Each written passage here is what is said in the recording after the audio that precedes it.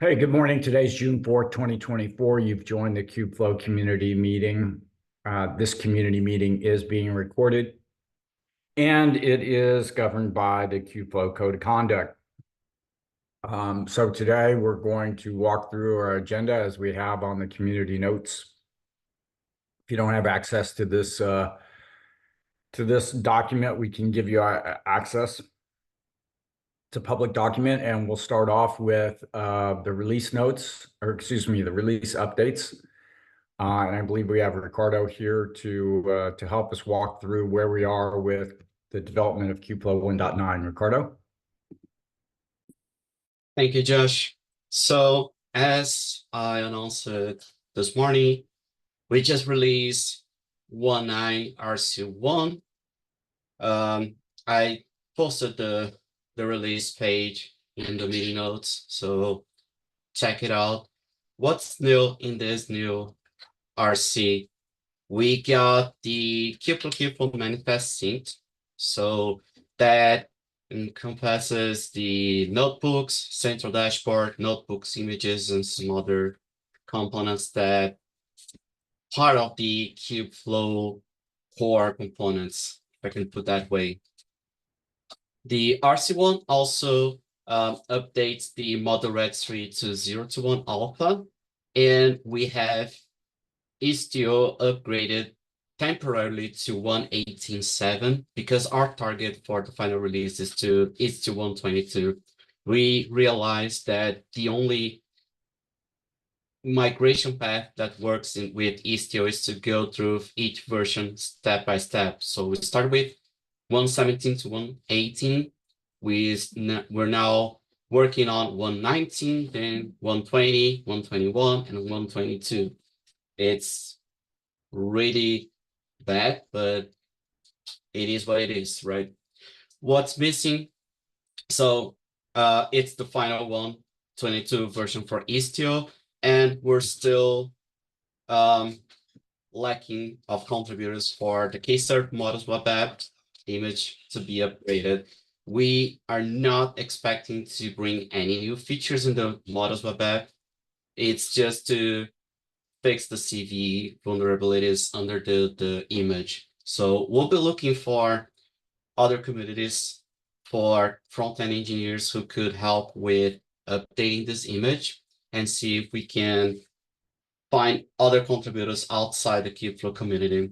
With that, I expect to find someone who can help us on work around this issue, but this will be a feature discussion for upcoming releases to have this new repo absorbed by the Kubeflow community. Regarding the distribution testing, we expect that with RC1 having all of the components already synced, we expect to see all of the distribution owners to start their testing, not only one or two, but all of them. And by all of them, I'm talking about 6 to 7 distribution owners to start giving us some feedback and bug reports so we can work for a potential RC2 that we expect to release. Oh, sorry, I forgot to put that in the meeting notes, Josh. If you can edit this, we expect to have an RC2 release on June 17th. And we expect to have in RC2 more progress on the Istio upgrades and also bug fixes for the other components. This is all targeting our final release date, which is expected to be on July 8th. So for anyone who is a distribution owner and you are in this meeting, please help us testing this manifest, provide feedbacks, bug reports, and have your voice being heard in the community. I really appreciate that. I think that's it.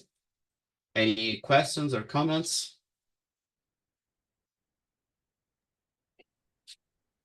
Yeah, we also updated all the manifest components, which means Knative, DEX, Cert Manager, and so on. So it's a massive change from the RC0, which really makes it useful to test it again.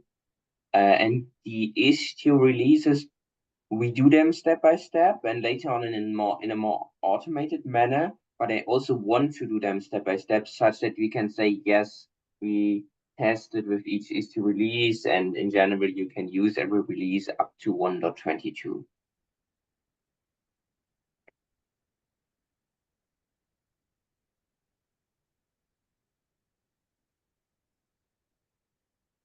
Okay, so I'm probably missing something here on the Istio. We're on 118.7, but we're going to go to 122 in RC2. Is that correct? Yeah, but that's rather straightforward. It's being done. The PR for 119 is ready. So I don't see a blocking issue there. We are just moving through it, and that's it. So you're doing that testing prior to the release of RC2. Our testing infrastructure has become way better, which means that with each Istio release, we run the test for all of our components in the manifest repository, and we have a very good estimate of whether it's going to work with Istio or not. So, yeah, it's more automated testing step by step.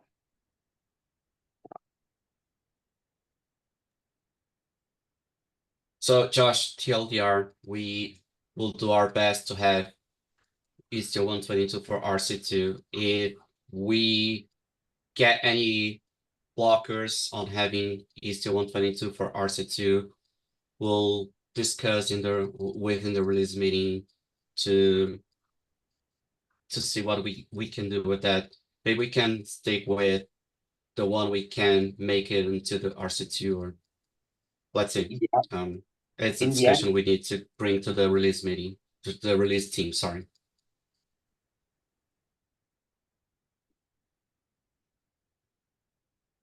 All right, are there any list of breaking changes, or will we get a kind of a list of breaking changes, or are those all in the release notes from the working groups? we don't yet have all release notes. But for manifest, I think that's the case. They are even written directly in the release notes if you click on the release link. And for Kubeflow, there's Kubeflow. They probably need some time to write up the release notes. All other working groups have done so, I think. But for Kubeflow repo, I don't believe there would be any breaking changes because it's mostly bug fixes.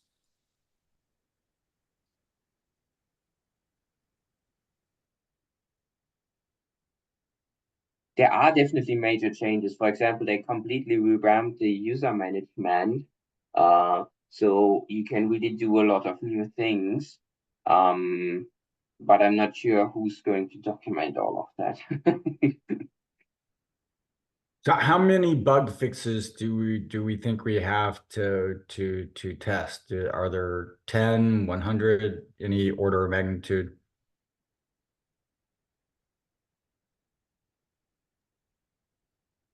I'm only asking because if we could find people that somehow test a few of these, if we could ask folks,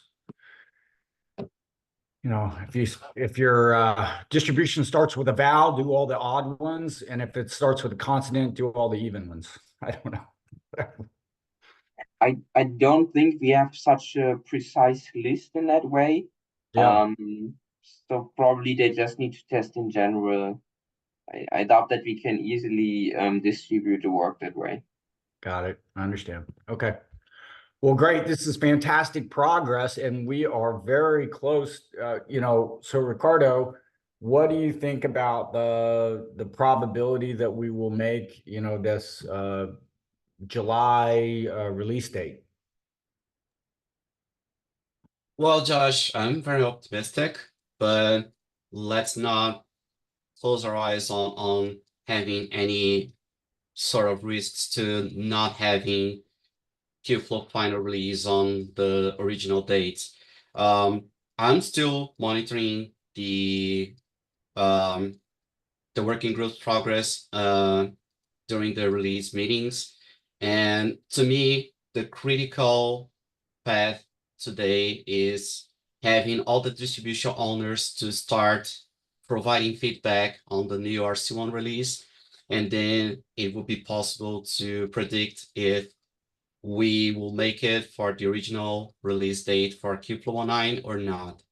So again, for anyone who's a distribution owner and you are seeing this record, or if you are in this meeting, please help me providing feedback and bug reports.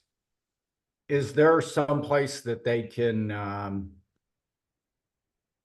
I am doing all the communications under the issue where I have the distribution owners and their names. Okay. Let we me see should if I probably can get highlight it. that so they know where to check in on their testing at. Give me 1 minute. I have the issue link here. Fantastic. Well, this is great progress. Any questions from the community? What about end user testing? I mean, there's a lot of advanced end users in the community. I know we're only asking the distributor or the distributions, but are we good with end users who are, advanced users? Can they start to test and provide comments too?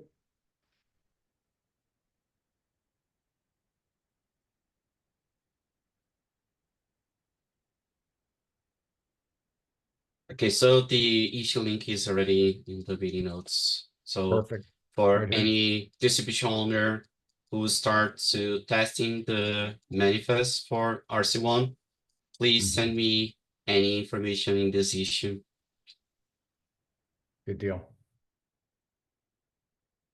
And what about end users? Are you okay if end users start to test too? If they're advanced and they understand the status? Well, Yes, I, yeah, I don't know how end users use to provide feedback on RC releases, but I expect that the Kubeflow mailing list will be the go-to place for that, or the Slack channels. At least in the announcement email, I asked them to send any feedback in the Slack channels and in the Kubeflow mailing list as well. Yeah, I got to tell you, we have gotten, lots and lots of feedback that we needed a model registry. We now have this initial version of the model registry. It'd be really nice to get folks to kind of look at that particular initial implementation, especially power users, and start to think about and look at some of the use cases that have been defined. So, there's a lot of good stuff in 1.9, 1.19, and I really would appreciate the community's effort, especially in users, to provide comments to test it over the next month or two. Perhaps the sooner the better. All right, anything else on 1.19? I'm cool. So I just want to add one thing. I think previously we kind of like rely on distribution to test RC. We haven't got any feedback yet, right, from them to see if they have any kind of, if they see any new bugs, or some problems with RC01. We got a few feedbacks on the RC0, but we're still not 100% sure that this is a bug and must be fixed. So we're still working on the issues opened by these users, but it's not more than 5 issues that we've been discussing. So we expect that with RC1 having that massive updates, we expect more distribution owners testing and thus more issues being open. All right. Thank you, Ricardo. In other words.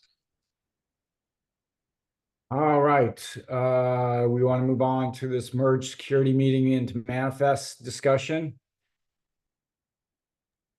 Yes, I discussed that with Amber and Ricardo today. Yes, he will probably create a pull request for that. The thing is that most of the stuff between security and manifest overlaps so much, and this also goes in line with the merging the Slack channels to Kubeflow platform, as the KC decided on a new Slack. And this is then also merging the meetings. Also for the GSOC students. Usually they work on both manifest and security. It's not anymore easily possible to separate them.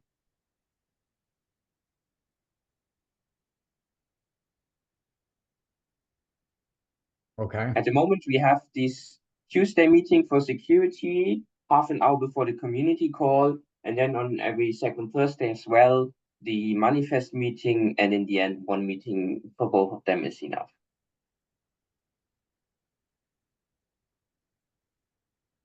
Okay, I like this. Fewer meetings, I think, are better. The overlap makes sense. It really does help us move forward with less cycles. So any comments or questions on this change here?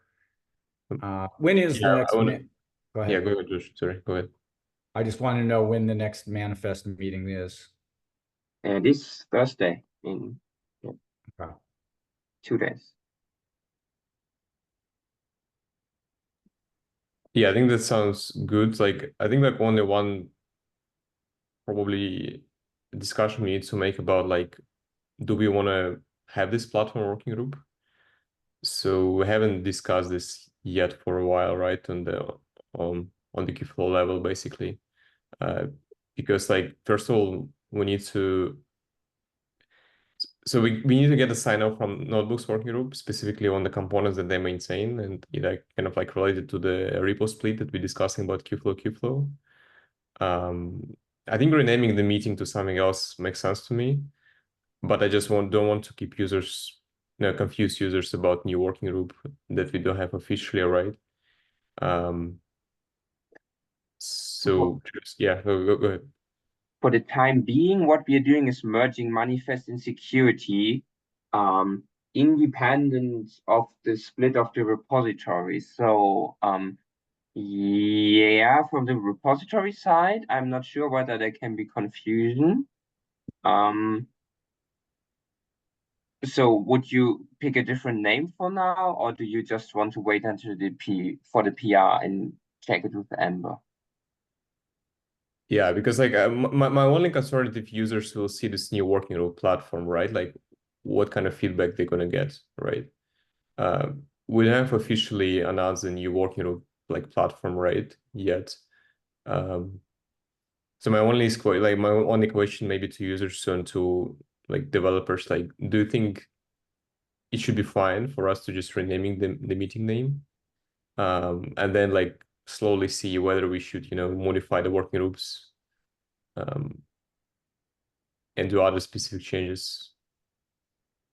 I'm also fine I mean, in the end, we have the Kubeflow platform Slack channel. So I'm also fine with just calling it the Kubeflow platform meeting. Yeah. If I drop this working group here, that's also fine. Yeah. Anyway, I think we need to follow up on this on the GitHub. I think like maybe Julius, you can start this, and I'm okay with keeping this as a working group, but we need to find agreements like what users should see in the calendar, right? But I think it should be fine. I don't want to spend time right now to discuss.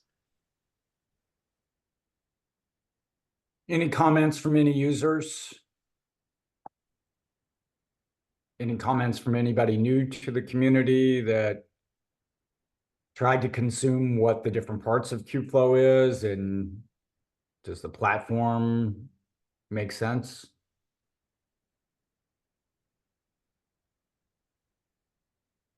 Anybody out there at all? Bueller? Okay, let's keep going. I think I kind of like the platform idea, but I'm supportive of it, but I'd definitely like to hear from other people. I think the most importantly, we want to hear from distributions. So do we have anyone here on the distributions who can give their opinion Maybe anyone from Canonical or other distribution vendors. Maybe mean, right. the- What's that, Andre? Can you come again? Yeah, I think the question is like, because manifest is like the core of like the repo for distribution, right? And we're planning to change the meeting to the platform, right? So my question is like do I have any concerns from the distribution owners to make No, this no, we change? are good. We are good. Yeah, and from the Red Hat side, any comments here?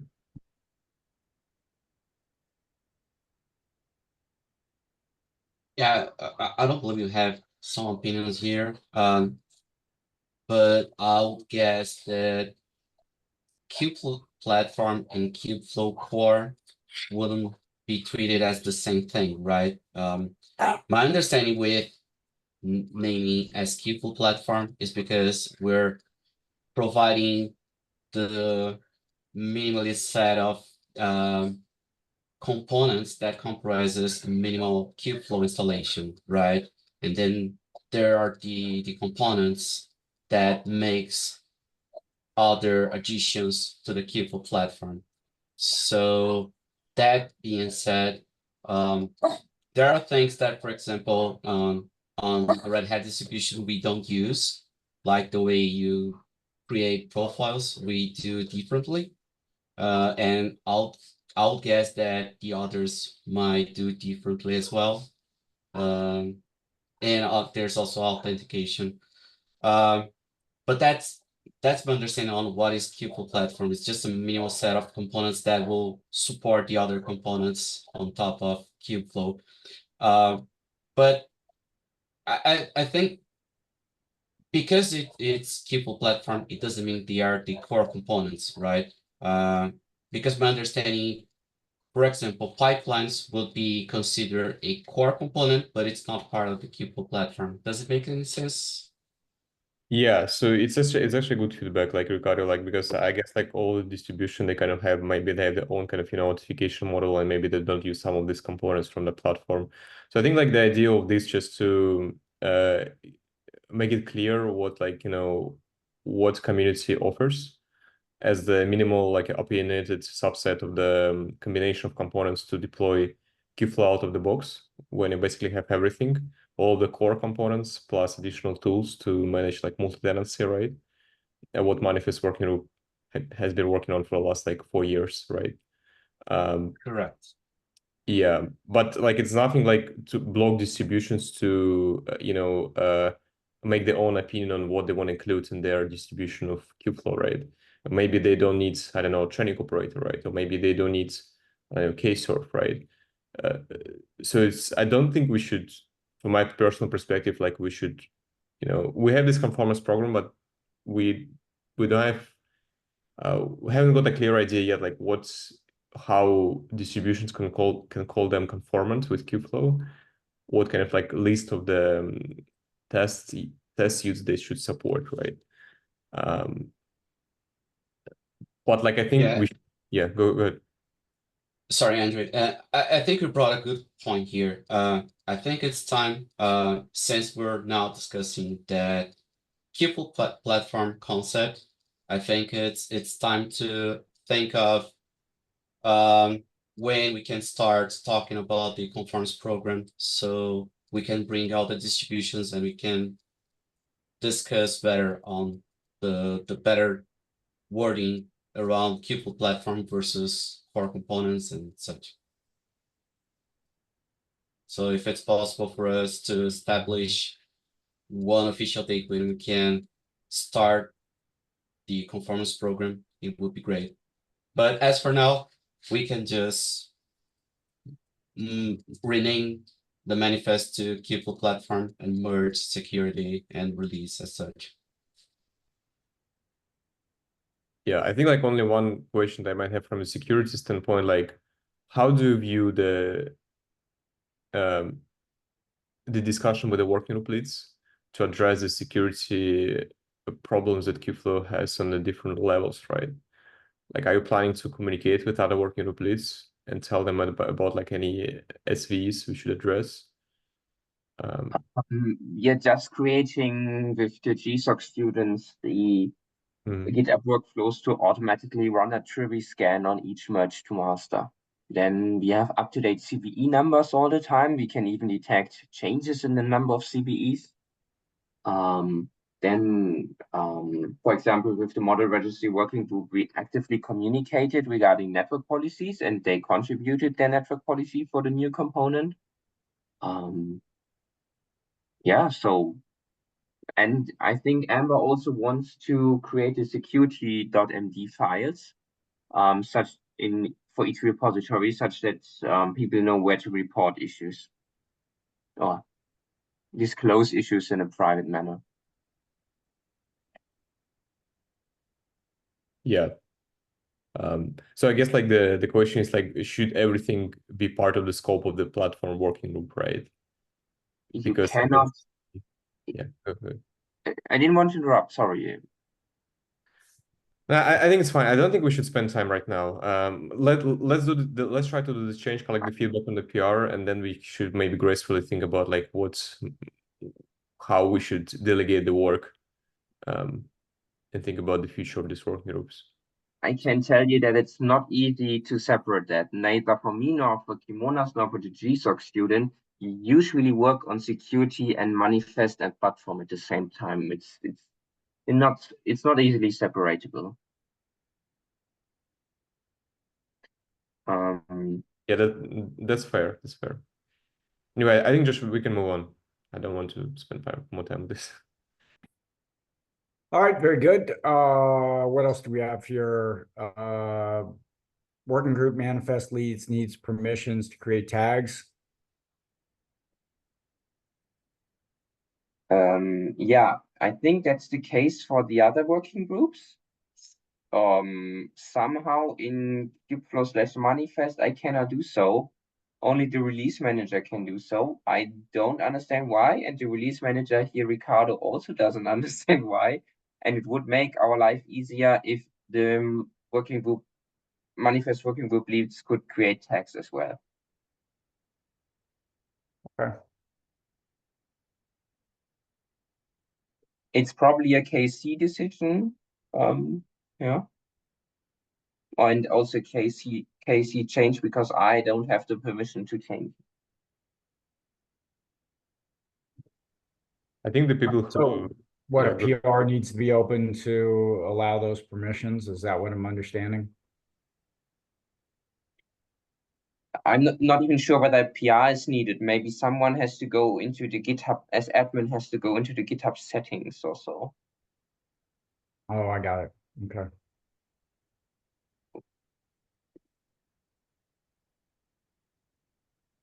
do you have like write permission on the repo? I guess like you do, right? I have write permissions. I can even create releases, but I cannot create tags. I don't understand why. Yeah, talking about Kubeflow/manifest repo, right? Yeah. So I would suggest you to reach out to James Liu. I don't think we have James in the call right now. Maybe you have some specific settings, but as long as you have write permission, you should be able to create tags.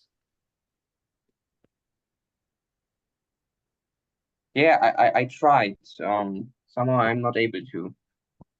Can you, if the KC agrees, can you tell James Liu to check why the one with write permissions, Ricardo, can create text, but I cannot?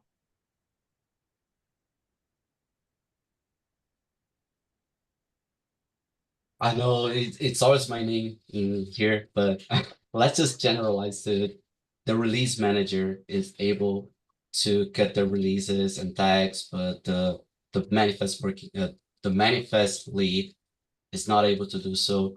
I think both could have these permissions, or we can discuss that release manager could be backup. I don't know. But it's just, yeah, it's odd to me that the manifest working group lead doesn't have write permissions for having tags, open in its own repo, but someone who has a rotation role is able to do so. Maybe it's something that we should reward inside the release handbook, maybe. But I think for now, we should give Julius permissions to create tags, and then we can think of changing the release handbook with more explicit information about this. I think it's just a Okay. problem with ACLs. Like, I don't know, like, I think Julius, you should have the permission. Like, I don't know why, like, because if you take a look at ACLs, like Ricardo and you have the same permission on the manifest repo. Let's reach out to James for this. Like, I don't know why. It's maybe just a problem with the CI/CD. Yeah. Otherwise, Ricardo, do you have 5 minutes after the meeting to test? Let's just screen share and see where you can create tags. I think we did so before, but just to be sure. Okay, no problem. All right, Casey, update the manifest warnings as discussed. What's this one here?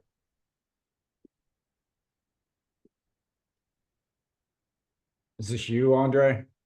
This is for me again. Sorry for using too No, much it's fine. talking time today. Thank you. Go ahead. Yeah, I think it looks so. Thank you for creating this, Julius. I think we discussed this in my PR for updating the installation of Kubeflow page. The idea was to manifest where you don't want to modify the warning. I think like it's a very simple change, but it kind of like affects what users see on the installation page. So on this call, like any concern from distribution owners on this specific update. Basically, we just want to say users can use Kubeflow manifest, or users can use the package distribution. And the warning, I think, Josh, is like that on the bottom of this page.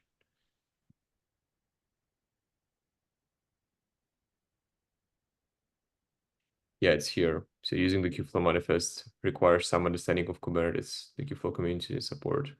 This is what the PR is for, is this warning right here? Yeah, that's right. Okay.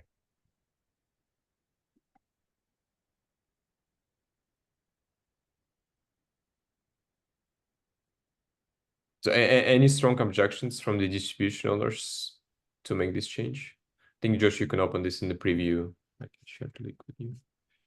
What I'll view file here.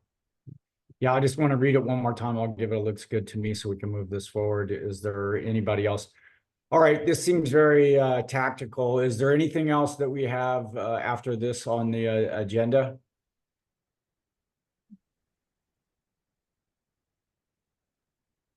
I think maybe we should speak about Slack. I don't know. Yuan's still on the call here. And I think he left. But Vikas, go ahead.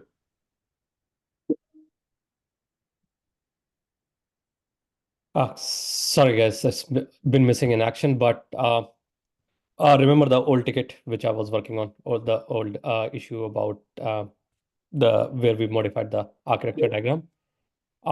Just thinking, and I'm about to raise another PR for basically adding on the other diagrams we talk about machine learning model lifecycle in various experimental production phase. I'm still about making a small change, which I discussed with Halber over Slack. So I want to include modern monitoring over there, but before I do that, I'm just thinking, should I put it under KSERV, or should I actually highlight it as LB detect? Because from KSERV website, it looks like LB detect is coming under, it's being deployed under KSERV umbrella. And secondly, should we be doing it or not? Sorry, I didn't put it in the agenda. So can you give a little more color of kind of like lifecycle diagram you're talking about? So if you go to let me see if I can share my screen. Give me a minute. So Kubeflow box.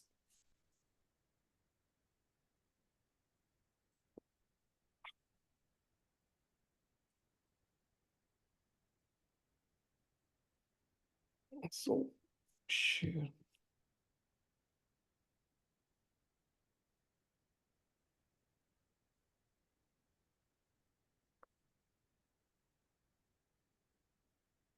So I think it's briefly mentioned in the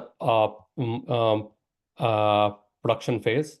So what I'm currently doing is basically what I've currently done is just made all these things white, and as well as we have it over here where we've got some of the old components, and especially we're using older terminology like we're using KF serving in many places instead of KServe. So what I'm actually trying to do is basically tune the parameter and also set a box over here about uh, setting up model monitoring, and then talking when we explain it over here, uh, like you've got Katib and Jupyter notebooks and everything over there. I've removed fairing. What here setting up model monitoring, I'm thinking should I actually put it just as KServe because it's part of KServe. The LEP detect is being set up as a part of broadly under KServe umbrella, or should I put LEP detect because So yeah, go yeah. ahead, sir. Yeah, because I've seen that we haven't gone into here. I don't want to go into so much of detail under subtools. My preference would be to keep it under KServe if everybody agrees. So we've been working this diagram for the with the documentation team in the last couple of months. We also like with the CNC working with, like I can share the PR for this. So if you open this link, you will see the new updated diagram for this life cycle, which actually include production, development phase, and also case of like updated components. Okay. So click a preview here on the very bottom. Yeah. Okay. On the very bottom, like if you see the CI/CD pipeline, Yep. you will see the preview link here, like deploy Netlify. If you click the details, yeah, let So me share. is it under review requested or somewhere? Yes. So if you open the link that I shared in the chat, Yeah, I will open it. Yep. so if you go to architecture, Okay. Give me a second. Sorry. Yep. Chat. Okay, so deploy preview. That's the link you're talking about, right? yeah, that's right. Okay. Get started. Sorry, I was actually on the PR. So architecture, yep. Yep. Oh, you already did that. Yeah. So what we actually can't see your screen, by the way, because if you're sharing. Oh, sorry. It was actually on other monitor. I'll just bring it over here. Yeah, so this is the updated diagram that we're working with the FEAST community, also CNCF community, and some folks from the Kubeflow community. So this is actually lifecycle that represents the AI lifecycle stages and the production development phase in the bottom, and also how Kubeflow components fits on every stage of the AI lifecycle. So if you think we can improve it, something in terms of model storing, let us know. But basically, we want to like reuse this lifecycle diagram on every component to explain like what kind of AI, like what kind of ML lifecycle stage we're trying to solve, right? On the notebooks, on the training operate on KServe, on the model registry side. And we're trying to reuse it on across multiple places in CNCF as well. Like for example, for new AI scheduling white paper, we're trying to contribute the same diagram there so folks can understand like the complexity behind a life cycle and how they can use the Kubeflow components in their platforms, right? AML platforms. So if you want to, so I'm happy to work with you to like improve it somehow. Yep. But yeah, like we kind of like I think like it's kind of like give a clear idea for people what components actually. I agree. Actually, I didn't include feast and everything, but yeah, yours is much better. But yeah. I'll take a look into this PR into details. Yeah, because I think the main idea, if you go to like components on the left panel, Yep. on the left panel of this website and click to training operator, for example, Mhm. and this is like one of the idea, like I don't like encourage all working to follow the same approach, but the idea is if you go to overview section under training operator, it actually shows like that. And if you scroll down a little bit on this website, Yep. To the bottom on this page. Okay. Training operator. Yep. Yeah, so like where we show the life cycle diagram. So Okay. the idea is to like explain that this component is for this stage of AI life cycle, right? Mhm. And like actually our users can understand, hey, if I need a capability of distributed training and fine tuning, I can use this component. If I need the capability of, like, for example, interactive development, I can use notebooks, similar to like model registry, K-Surf, right? So this is maybe the one way of explaining like what is the scope, what we're scoping, right? And how it can be useful for your platforms. Yeah, so I get it. Like now you've done a lot of work. It's just I've been working in isolation and yeah. I've been unable to attend the calls. So yeah, I Yeah, wasn't. no worries. I think it's very helpful. Like, let me know, because if you want to like add this alibi or other components from K-Surf which needs to be included from the high level perspective, like from the user, like, because we don't want to be focused on the, like, on the specific stage. Like, for example, like model inference, including different stages. Like you can have RAG, right? You have, like, for example, other parts of your like batch inference, online inference. So we're not trying to, overwhelm our users initially. We just want to give high level life cycle, tell about, hey, this is like AI life cycle. You might need to go to a specific component to understand details, right? Yeah. No, I totally agree with you. And but definitely I'll probably catch up with you offline about it, and we can actually, work on it together, divide and conquer. I think that would be a better approach. Thank you so much for your help for this. I think this is just fantastic, and appreciate all the work. I do have a little bit of a concern in that if you look at, you've got these master diagram and then sub diagrams. If you ever change the master, then all the sub diagrams may have to be changed. It could require a lot of updating to keep those things in sync. What's the thought process there? My take would be that someone like me, and I'm more than happy to volunteer for it, take Okay. some responsibility of these. That if any PR is there, like if any PR requires monitoring one of the diagrams, I would take the responsibility of modifying any sub diagrams. And I think it's a fair point, Josh. And just to add on this, usually life cycle don't change much. Like we've been doing this for the last like 7 years. Yes, like, ML community kind of switched from like ML ops to LLM ops. So right now, most people discussing like this fine tuning things, right? They kind of like pre-train model, foundational models, right? But I think like even with all of this, changes in ML community, usually the infrastructure kind of like stays stable, right? So we still have a training components, we still have a serving components, we still have a data processing components, right? The new things comes in, right? But the infrastructure usually stay the same for like a long period of time. So I would say as long as we have like the strong like meta level diagram, we don't need to change it like, very frequently. But I think Andre can correct me if I'm wrong.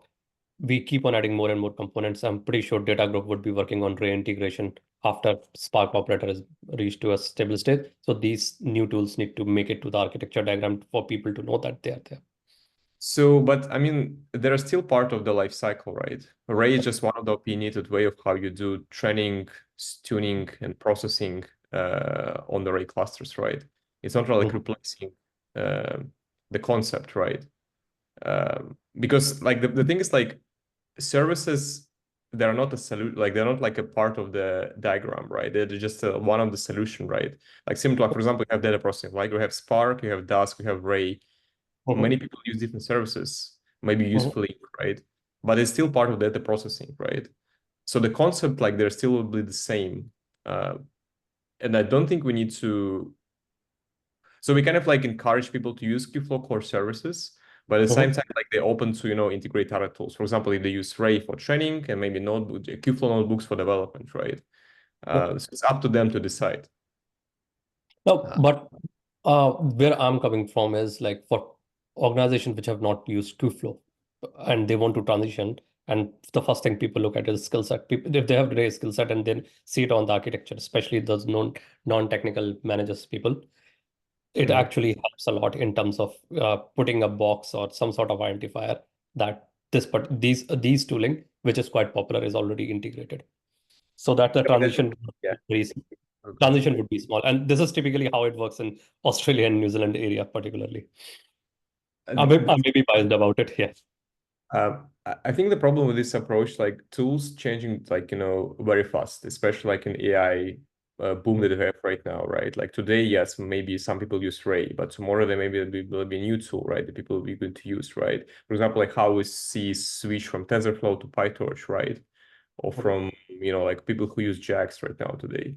So I don't think we can, like, we as a community, I mean, we should like think about the concept, right? How people can run ML on the cloud, right? This is our goal of the community, right? Simplify them the ability to run like PyTorch plus like TorchServe, right? Plus Triton, plus other tools on top of Kubernetes, right?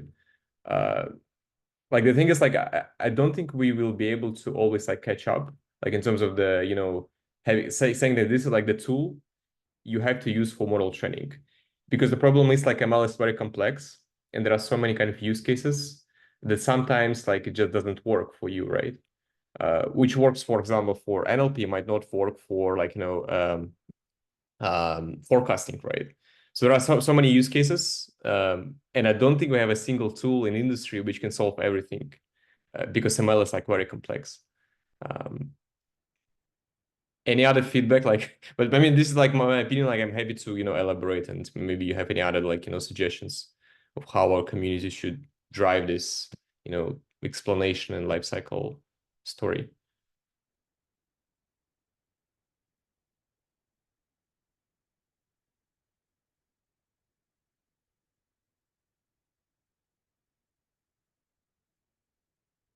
Yeah, I think like you're right, like in terms of the number of AI frameworks, because like if you look to the landscape right now, it's like huge, right? And people, like, it's very easy for them to get lost in terms of the landscape of AI tools. But I guess, as I said multiple times before, you need to think about use cases and what actually you're trying to solve, rather than taking like the tool that's probably the most popular today, right? But maybe will be not popular tomorrow. Similar what I talk about TensorFlow and PyTorch, right? There are so many aspects, and you should just think clearly on these different tools, right? Anyway, any other questions, maybe comments? Sorry here again. I think on the change which you have made, I think it's worth highlighting model monitoring, like that capability exists. And as you're saying, that tools may change, but currently we have got LEB detect, which is kind of mature to some degree, at least for PyTorch, which sorry, for TensorFlow at least, which I see it working for me. So, and I'll ping you separately on Slack and get start and see if I can help. Yeah, let's definitely catch up. But I think like the main goal of the whole Kubeflow for like very long time was to not endorse people to use specific tool. So we're not trying to reinvent the wheel, right? We're trying to just see how these tools can be used on top of Kubernetes. We're not trying to reinvent new ML frameworks, right? We're not trying to reinvent new, like array frameworks, right? Like similar like K-Serve, training operator, Katib, even pipelines, they just, some sort of the orchestration layer on top of Kube, right? Yeah, they're not like something new, like in terms of the, low level, like ML frameworks, right? Yeah, so Anyway, I think it's a great discussion. I would love to, hear other feedback from, especially from, from end users and how to get help them to, use Kubernetes as a primary tool for AI/ML development. But we're happy to elaborate and maybe make it more clear for folks who just starting to see how this cloud infrastructure could help them with the different use cases. So I think that a couple things. One, we typically get more traffic onto the website when we do a release. We should be having a blog post put together for 1.9. In the 1.9 blog post, we might, and I don't know how we would do this exactly, but there'll be a lot of links to different things that people could go to. But considering all the rework that we've done on the Kubeflow website, and the feedback that we've been given about improving the documentation, I would hope that, perhaps we could put some links into some of these new pages that people could look at, and then we could track and see whether we're actually getting any traffic to it. The best thing would be is if we could get some feedback from folks that, are going to those sites and saying, oh yeah, that's better. You've made improvements, right? So I understand more now. So anyway, just food for thought, right? We've got a blog post. I don't know where we're at with that exactly. Ricardo, I think probably next meeting, maybe we can get an update on the blog post. I hope so. With Stefano back, we can give more updates on that. Yeah, and then the other thing for the working group leads, we typically in the release, we do a release of a page on each of the working groups. And Andre, maybe we do a page on documentation update, like we do a page on training operator, on CATIB, everything. Maybe we do an update, one page on here's some new docs. And when we do our run through for 1.9 in the PowerPoint presentation, there is a specific 3 or 4 pages that we call out that have been updated in the docs. Yeah, I think that will be great, Josh. I think I hope the release team can drive these calls and, we can create the presentation for, and also these documentation updates, because we have done a lot of significant changes. And I already see that some people actually using our diagrams in their blog post. So I would love to have separate section on this release retrospective, right? That we're doing after every release, and we can publish it on YouTube, right?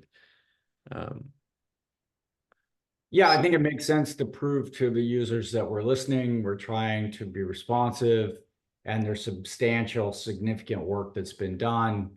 Here's our effort. Please, be participants. Yeah, I think this release actually they've done a lot of changes, right? And we've done a lot of new things from LLM all the way to Spark Operator Model Registry and this website improvements. So I think it will be very comprehensive and huge release for the broader community. To see that does bring up one last thing about being able to track. I think Amber, she's not here, but we do have access, or do we have access to the website pages at this point? The traffic? Yes, for LinkedIn and for Twitter, yes. But what about on the actual Kubeflow website? Kubeflow.org. Yeah, James, let me know, but I think we don't have Google Analytics, right? Access for the Kubeflow.org.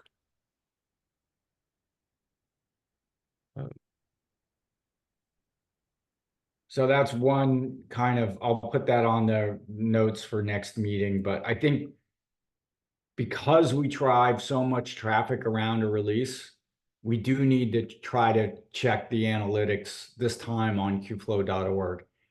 And we do need to think about how many links we put on the blog post, because in the past, typically we put 50 links literally on the blog post. And how many of those click-throughs do people do? I mean, I think it's great, and I've written a lot of those, and it's hard to get away from that. But I think there's also like, if you give too many links, how many do people go to? I don't know. That's a question. So, all right, we're at time. Anybody want to say hello? Anybody want to bring up any media topics for next meeting? Any new people? Anything we missed? I'm surprised Ramesh didn't say anything about model registry. Come on, man. Go ahead. If you want, I can give you a quick status update on model registry. We Okay. just had a couple of manifest corrections. Also, just a shout out because I think that there was some power user, I think at least, testing over the last weekend. So we've followed close with this person. I think that we've incorporated some of the changes there as well. And new kind of like also received a couple of feedbacks that we will eventually incorporate in the documentation. So I didn't thought about making a full agenda item here, but things are progressing as well for model registry. Ramesh. Yeah, thanks, Matthew, for the model registry update.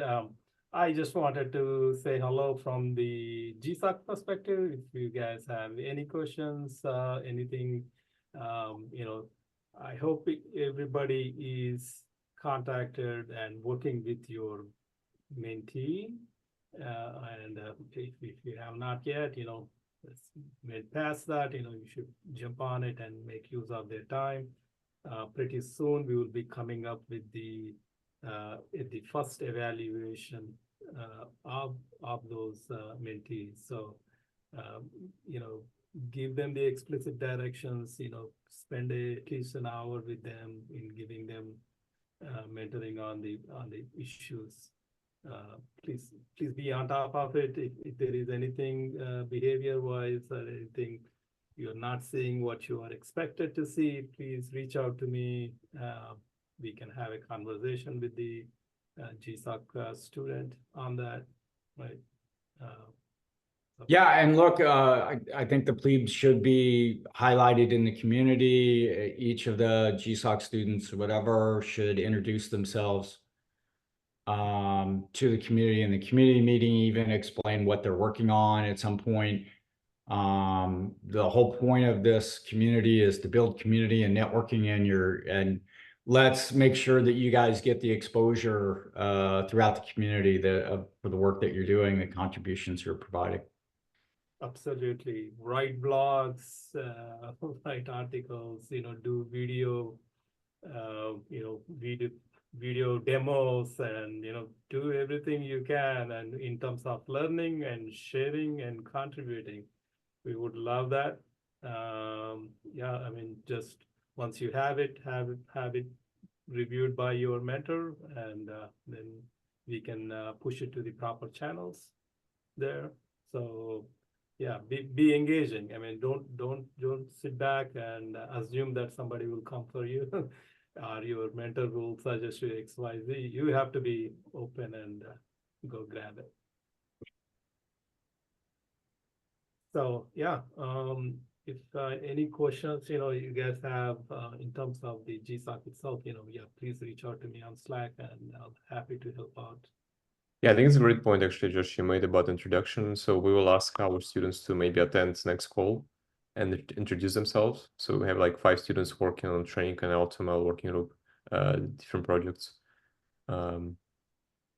Yeah, let's see if we can find time to introduce, to actually ask them to introduce themselves to the community. Yeah, that would be good. Yep. All right, we're over time. We're trying to stack to finish up on time. Thanks for everybody and great updates. And we'll talk to you. We'll get in touch next week. See you, Josh. Thank See you, you. everyone. Thanks for See you. Yeah. See you guys.